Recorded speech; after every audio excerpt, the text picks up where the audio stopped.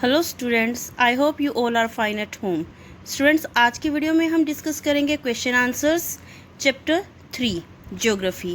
Name of the chapter is natural resources, natural vegetation and wild life. बच्चे, natural resources में हम natural vegetation और wild life को cover करेंगे इस चैप्टर में।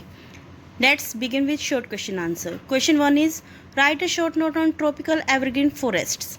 आपको ट्रॉपिकल एवरग्रीन फॉरेस्ट्स के ऊपर एक नोट लिखना है। बच्चे, जब भी आपके पास इस तरह का क्वेश्चन आता है, आपसे फॉरेस्ट के बारे में पूछा जाता है, तो आपको बेटे 3 चीज़ें बतानी होती हैं। एक ये कि वहाँ ये किस क्लाइमेट में पाए जाते हैं, सेकंड अराउंड द वर्ल्ड किन एरियाज़ में पाए जाते हैं, एंड थर्ड यहाँ पर कौन से ट्रीज़ मिलते हैं। और ट्रीज़ के साथ आप ये भी बता सकते हो कि यहाँ पर वाइल्ड लाइफ कौन सी मिलती है। तो बच्चे, आप इन 4 टॉपिक को कवर करके अपने क्वेश्चन का आंसर खुद फ्रेम कर सकते हो। Let's begin with the answer. These forests are found in the region of excessive rainfall. ये फॉरेस्ट पाए जाते हैं उन एरियाज़ में जहाँ पर बहुत ज़्यादा बारिश होती है। और कहाँ पर सबसे ज़्यादा बारिश होती है बच्चे वर्ल्ड में? They are close to the equator. Equator पर सबसे ज़्यादा बारिश होती है।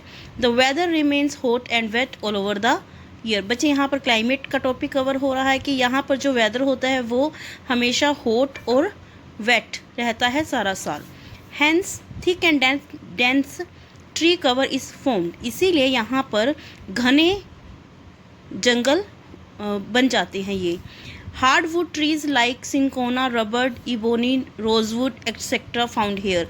अब यहाँ पर बात होगी ट्रीज़ की। यहाँ पर कौन से ट्रीज़ मिलते हैं?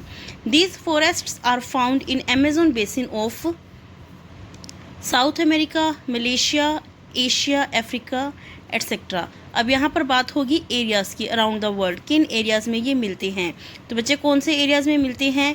Amazon basin of South America, Malaysia में मिलते हैं, Asia, Africa etcetera.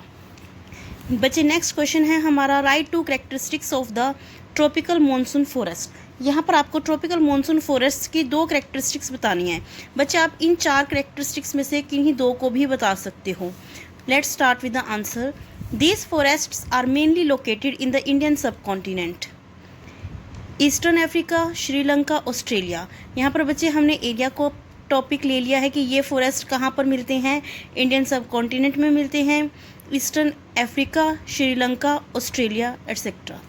The main varieties consist of the main variety of trees. बच्चे, आप यहाँ पर मेंशन कर लेना, the main variety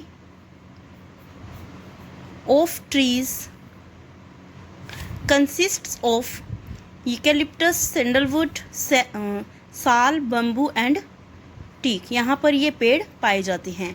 question 3 is how can we conserve our forest.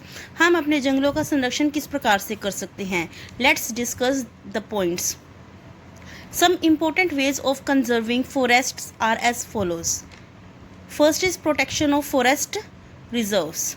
Second, large scale plantation of trees, afforestation, ज़्यादा से ज़्यादा पेड़ लगाकर। Discouraging the practice of shifting cultivation. Shifting cultivation की जो प्रैक्टिस होती है, जो लोग शिफ्टिंग कल्टीवेशन करते हैं, उसको रोककर। Encouraging social forestry, social forestry को एनकरेज कर कर। Now let's move ahead to our next question, that is what are selvas in the Amazon basin. Tropical evergreen forests are termed as selvas. बच्चे, जब हम ट्रॉपिकल एवरग्रीन फॉरेस्ट की बात करते हैं तो ये अलग अलग एरियाज़ में अलग अलग नाम से जाने जाते हैं। तो हमें बताना है कि सेल्वास क्या है। Selvas actually tropical evergreen forest है जो अमेजोन बेसिन में पाए जाते हैं। तो अमेजोन बेसिन में जो ट्रॉपिकल एवरग्रीन फॉरेस्ट होते हैं उन्हें हम सेल्वास के नाम से जानते हैं। Now let us discuss long question answer. Question 1 is discuss the natural vegetation found in temperate region. अब बच्चे, हमें बतानी है कि टेम्परेट रीजन में नेचुरल वेजिटेशन कौन सी मिलती है। बच्चे, टेम्परेट रीजन आपको पता ही है कि टेम्परेट रीजन कहाँ मिलता है? ट्रॉपिक से ऊपर 23.5 डिग्री नॉर्थ, 23.5 डिग्री साउथ के ऊपर एंड बिलो। ठीक है, आंसर हम डिस्कस करते हैं। Temperate evergreen forests, walnut, pine, oak and mulberry.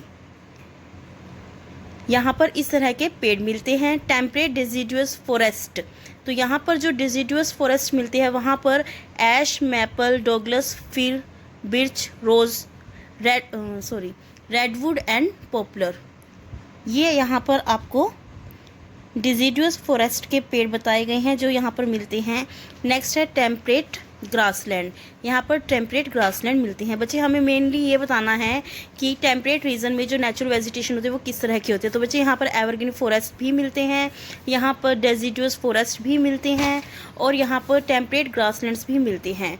तो आपको बच्चे यहाँ पर एवरग्रीन फॉरेस्ट और डेसिडुअस फॉरेस्ट में आपको ट्रीज़ के टाइप बताए गए हैं कि यहाँ पर किस तरह के पेड़ पाए जाते हैं। Question 2 is right A short note on wild life conservation. अब बच्चे जब हम फॉरेस्ट की बात करते हैं तो वाइल्ड लाइफ टॉपिक अपने आप उसके साथ आता है। तो वाइल्ड लाइफ कंजर्वेशन पर हमने नोट लिखना है। Many species have become endangered and some are on the verge of extinction. बच्चे जब हम वाइल्ड लाइफ की बात करते हैं तो हमारी जो मेन कंसर्न है वो ये है कि कई एनिमल्स ऐसे हैं, उनकी कई स्पीशीज़ ऐसी हैं जो या तो एंडेंजर्ड हो गई हैं या फिर वो on the verge of extinction है, या तो वो पृथ्वी से पूरी तरह से विलुप्त हो गए हैं या फिर वो विलुप्त होने की कगार पर हैं। For conservation of wild life, wild life की कंजर्वेशन करने के लिए, उनका संरक्षण करने के लिए CITES that is the convention of international trade in endangered species of wild fauna and flora is an international agreement between governments. It works for wild life conservation through. बच्चे ये जो आपको नाम दिया गया है ये है हमारा convention on international trade in endangered species of wild fauna and flora. ये एक इंटरनेशनल एग्रीमेंट है जो गवर्नमेंट के बीच में हुआ है। It works for wild life conservation, ये वाइल्ड लाइफ कंजर्वेशन पर काम करता है थ्रू। कैसे करता है? Increasing awareness among school children to participate in wild life conservation programmes. ये स्कूल जाने वाले बच्चों को अवेयर करता है, उन्हें मोटिवेट करता है कि वे वाइल्ड लाइफ कंजर्वेशन प्रोग्राम्स में पार्टिसिपेट करें। नेक्स्ट है national park, third wildlife sanctuaries and biosphere reserve. इन तरीक़ों से हम national park, wildlife sanctuaries, biosphere reserves, इन तरीक़ों से भी हम वाइल्ड लाइफ को कंजर्व कर सकते हैं। नेक्स्ट क्वेश्चन है हमारा, the Fiona across the world is very rich and varied. Discuss. Yes, the fauna across the world is very rich. It forms very important part of the ecosystem. बच्चे यहाँ पर forms आएगा FORMS। ये है हमारे ecosystem का important part बनाते हैं। South America is the richest continent in terms of wild life. अगर हम वाइल्ड लाइफ की बात करें तो साउथ अमेरिका सबसे ज़्यादा यहाँ पर वाइल्ड लाइफ पाई जाती है।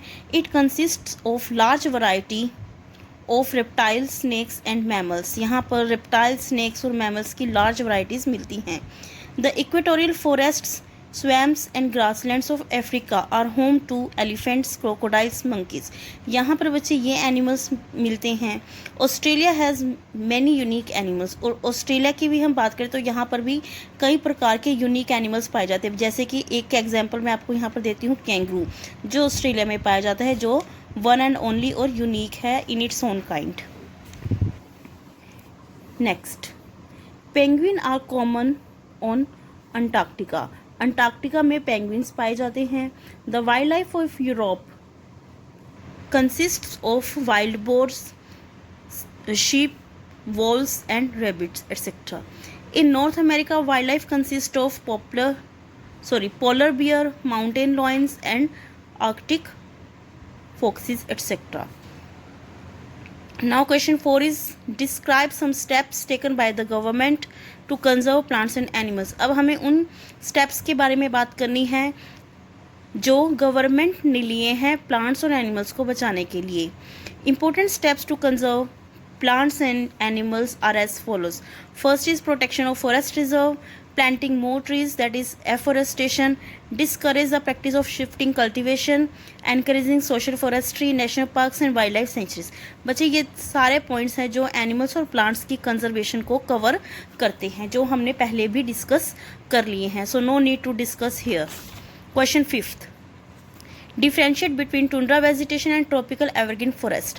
अब बच्चे आपको इन दोनों वेजिटेशन को स्टेप बाय स्टेप कंपेयर करना है। फर्स्ट है ट्रॉपिकल एवरग्रीन फॉरेस्ट और इसका कंपैरिजन करना है हमें टुंड्रा वेजिटेशन से। तो स्टार्ट करते हैं ट्रॉपिकल एवरग्रीन फॉरेस्ट से। These are found in the region of excessive rainfall. हमने क्वेश्चन 1 में डिस्कस किया था कि ये फॉरेस्ट हमें मिलते हैं जहाँ पर ज़्यादा बारिश होती है, दैट इज इक्वेटर पर, ठीक है। These are found in the high latitudes, ये हाई लेटीट्यूड्स पर मिलते हैं। बच्चे हाई लेटीट्यूड्स क्या होता है? Near polar region, high latitudes near polar region होती हैं, ठीक है। नेक्स्ट है it thick and dense tree cover is formed here. यहाँ पर बच्चे जो पेड़ पौधे होते हैं वो घने होते हैं। The area is covered with heavy snow due to which plants do not grow here. और यहाँ पर क्या होता है, क्योंकि मैंने आपको बताया कि हाई लेटीट्यूड्स कौन से एरिया होते हैं? Near polar regions. Polar regions कौन से थे बच्चे? नॉर्थ पोल और साउथ पोल के आसपास के एरियाज हाई लेटीट्यूड्स कहलाती हैं। तो यहाँ पर आपको पता ही है कि यहाँ पर सन की एक्सट्रीम स्लैंटिंग रेस पड़ने के कारण यहाँ पर बर्फ़ जम जाती है। तो यहाँ पर बर्फ़ जमने का इफेक्ट यहाँ की वेजिटेशन पर भी दिखाई देता है। The area is covered with heavy snow due to which plants do not grow here. यहाँ पर स्नो के कारण प्लांट्स ज़्यादा अच्छे से ग्रो नहीं कर पाते। नेक्स्ट है ट्रीज फाउंड हेयर आर। यहाँ पर बच्चे आपको पेड़ों के नाम बताने हैं कौन कौन से पाए जाते हैं। हार्डवुड ट्रीज जैसे कि cinchona, rubber, ebony, rosewood etcetera. और टुंड्रा वेजिटेशन में हमें क्या मिलते हैं? The vegetation found here are lichens, सेजेस and mosses and some short shrubs.